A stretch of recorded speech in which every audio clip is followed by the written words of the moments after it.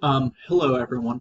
This brief video lecture is going to just very briefly to the point, very sort of broadly um, address sort of the introduction to literary movements and literary theory and critical perspectives that we need to cover, and then just sort of after that provide an introduction to Poe before you read and analyze his stories. And the reason we're beginning here, as I mentioned in previous lectures, is because Poe is really sort of the father of the contemporary short story. But to understand where the significance of his work, we need to sort of understand the uh, I'm sorry, very tired once again. We need to understand where literature was at that point. Going into the mid 1850s, there had been several trends in literature in the European early Romantic period that were then sort of solidifying into what we now think of Romanticism. Which is beyond medieval literature, is really sort of the first major, clearly defined movement in literature. And as in the as stated in the previous video lectures, literary movements were very much sort of a philosophical solidification of sort of conventions, focus, goals of literature for a certain time period. And then these fell out of favor because of social, cultural, political, technological factors that really changed the way humans perceived and understood life and reality. I had mentioned during and after World War II how that was a major, major shift. It was almost like an extinction of modernism, and then postmodernism filled that gap. Okay, so that's literary movements. We will focus a little bit on Romanticism. We'll read like a couple stories from the realism movement, which was mentioned previously, but mostly we're going to be focusing on modernism and postmodernism, and then also a handful of stories from the world after postmodernism, whether we want to call that post-postmodernism, metamodernism, millennialism, whatever, we're all still sort of trying to argue and figure out what the trends in literature have been now since like the late 80s, early 90s. And then critical perspectives. This is also an introduction to critical perspectives. We'll spend a significant amount of time next week discussing and learning about critical perspectives. But in general, critical perspectives are the theories within literature that we use to analyze and interpret literature. For example, probably the most basic is biographical criticism, where we look at the writer's personal experiences, their interpretation, beliefs about life in the world, and then we analyze the significance of their written work based off of those, what we know about their personal experience, their life, their past, their biography. How, for example, how Stephen King's really horrific childhood formed him into a horror genre writer, something like that.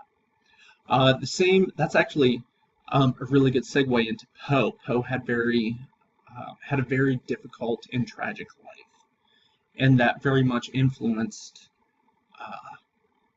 his focus on horror, crime, and detective fiction, which we're going to get into in a moment.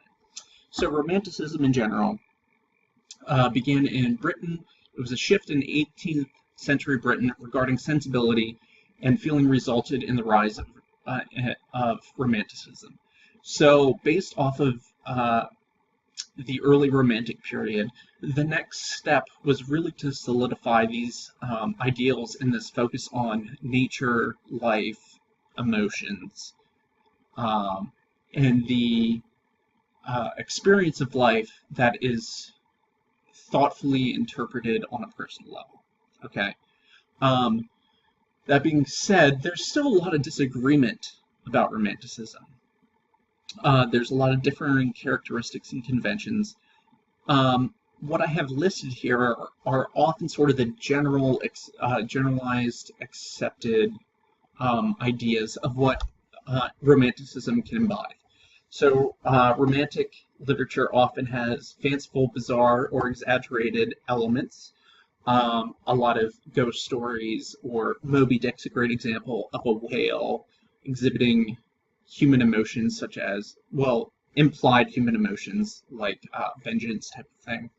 But then also other Romantic writing has to do with a lot of, is focused more on sort of the quiet moments of life, as I like to call it. The tender, the gentle, the sentimental. Love, the sadness of love, the pain of love. There's this overarching theme of pain and sort of selfish human emotion in Romanticism. So right here's a list of some generally accepted characteristics and conventions. There's a couple I really want to focus on, but I'm going to kind of briefly hit on all of them. So emotions, often dealt with much imagination and often relating to nature. Okay. Human emotions often associated with nature's moods. This is where that whole trope and cliche of whenever you watch a movie or a TV show and it's a funeral or somebody's sad or depressed or grieving, it's gray out, it's raining, snowing, that's where all of this comes from. This relationship between nature, the environment, and our psychological state. So a focus on nature's influence on thought, behavior, and spirituality.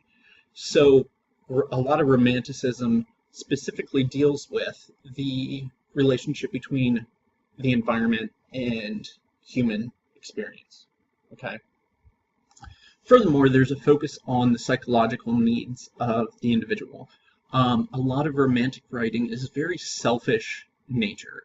A lot of the stories from the Romantic period deal with a narrator or a protagonist exploring their emotional state through external events, through plot events.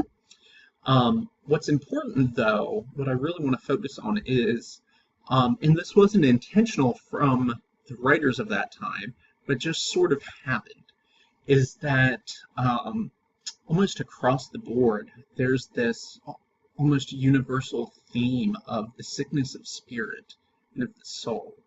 It was as if the Romantic writers and culture and the culture of that time period were going through a sort of existential crisis, which makes sense if you think about the historical context of that time. In the United States, we were going through the Civil War. There's a lot of transitions happening, leading up to a major change in lifestyle resulting from the Civil War, resulting from the trauma of the Civil War, but then also resulting from industrialization. So you find this almost cathartic thematic element of confusion and seeking a new purpose during transition and Romanticism. And then from Romanticism is where Gothic fiction comes from.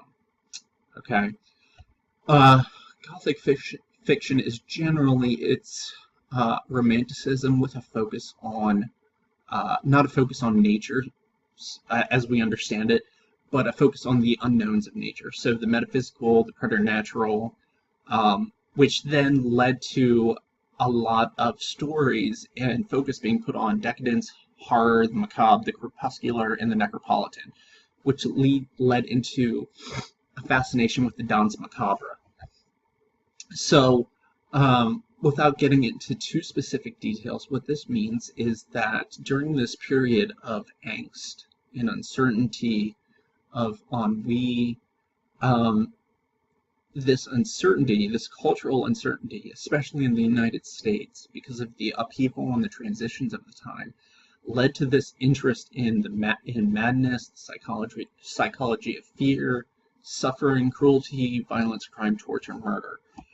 As we go through this class, you will see that, generally speaking, in literature, we keep coming back to this. It's almost as if these horrific things are what we are most comfortable with, as if this is our starting point, and whenever writers sort of take off from this point and they reach the end of that path, the next movement is sort of a rebellion from that growth, which returns to this.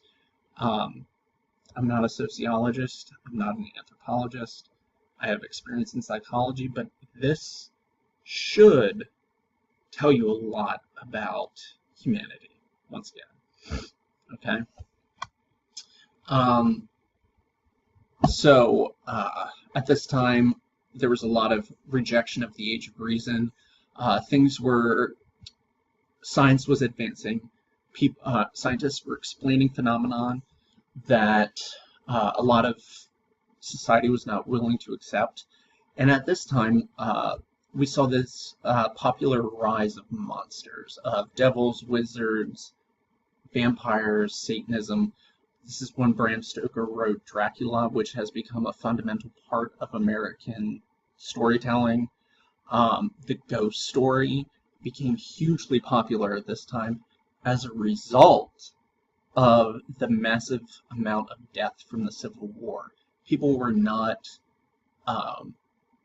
readily able or willing to accept the massive amount of life. And for those of you who know me, I grew up in Gettysburg, and sort of the East Coast of the United States is where the ghost story originated from, as we know it today, as a result of the horrific loss of life at Gettysburg, Antietam, those places. Okay. From there, Gothicism has generally followed a very distinct path. It has grown from that point. It has not necessarily evolved in any outstanding ways or unexpected ways. Gothicism has been a persistent area within literature since then, because there's always been this fascination with death, with the unknown, with the paranormal. You still see that today. It sort of comes and goes in popular culture. We're sort of in a resurgence right now where ghost stories, horror, paranormal reality TV shows are on the rise. So this just sort of seems to be something that we as people generally gravitate towards. Now, when it comes to Poe, I'm going to go through this very quickly because I only have like one more minute. So Poe, his work is divided into two categories: the melodramatic tales of terror, of horror, and then story and reason. What this means is that Poe was the American creator of the horror story, but then also the detective crime story. So if it wasn't for Poe, these two genres would not have been popular. And Poe very much read what was sort of unspoken in American society at the time when it focused his work. He was very much influenced by German Romanticism, by the Brothers Grimm. There's a great quote from Poe that says, "If in many of my productions terror has been the thesis, I maintain that terror is not of Germany but of the soul." Poe believed that terror, horror, macabre, a fascination with death and loss and grief and depression was sort of the stasis of humanity. All right.